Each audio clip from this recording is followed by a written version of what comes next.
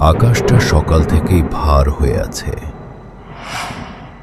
দুপুর গড়াতেই নামল অঝোর ধারায় বৃষ্টি। মফস্বল শহরের রাস্তাঘাট ধুয়ে মুছে একাকার।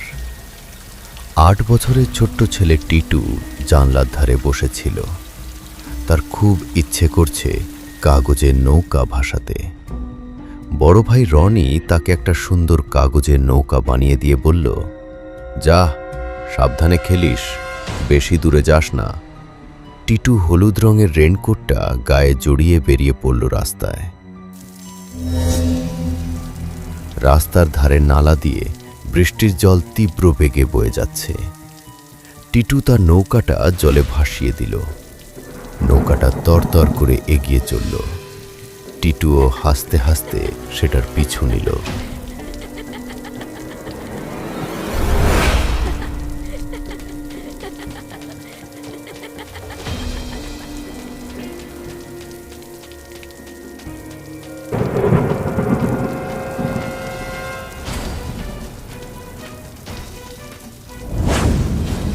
হঠাৎ জলের স্রোত বেড়ে গেল।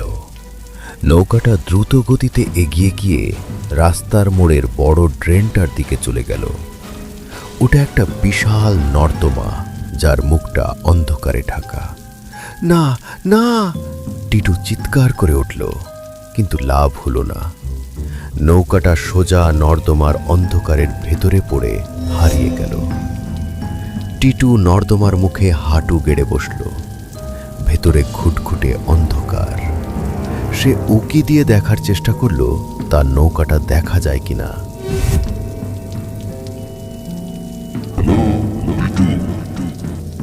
অন্ধকার নর্দমার ভেতর থেকে একটা যান্ত্রিক কিন্তু মিহি কণ্ঠস্বর ভেসে এলো। টিটু চমকে উঠল। সে ভালো করে তাকাতেই দেখল অন্ধকারের মধ্যে দুটো জলজলে হলুদ চোখ। ধীরে ধীরে একটা মুখ স্পষ্ট হলো। একটা জোকার। ধবধবে সাদা চামড়া, কপালে ফাটল ধরা মেকআপ, আর ঠোঁটে রক্তলাল রঙের হাসি। টিটু ভয়ে পিছিয়ে আসতে চাইল, কিন্তু অদ্ভুত এক আকর্ষণে সে নড়তে পারল না। জোকারটি হাসল। তার হাতে একটা সুতোয় বাঁধা উজ্জ্বল লাল বেলুন।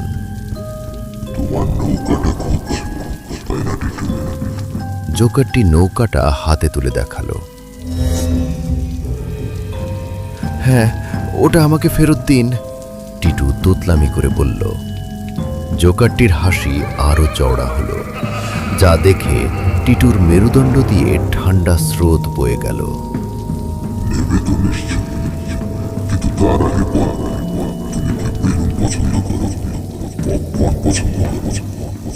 এখানে নিচে আমাদের অনেক কিছু আছে।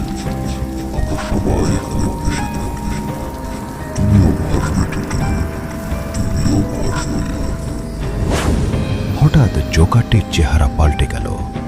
তার সুন্দর নীল চোখ দুটো মুহূর্তের মধ্যে ঘোলাটে হয়ে গেল। মুখটা অস্বাভাবিকভাবে বড় হয়ে গেল, আর বেরিয়ে এলো কয়েক সারি ধারালো দাঁত, ঠিক যেন কোনো হিংস্র হাঙ্গরের মতো।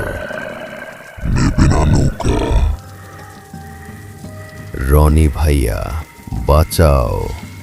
টিটু প্রাণপণে চিৎকার করে উঠল, কিন্তু বৃষ্টির শব্দে সেই চিৎকার মিলিয়ে গেল।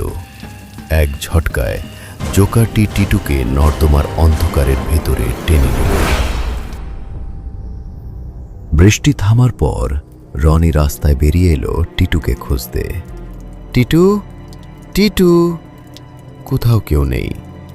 শুধু রাস্তার মোড়ের সেই বড় নর্দমাটার পাশে পড়ে আছে টিটুর বানানো সেই কাগজের নৌকাটা, আর নর্দমার গ্রিলের সাথে আটকে আছে একটা ফাটা লাল বেলুন।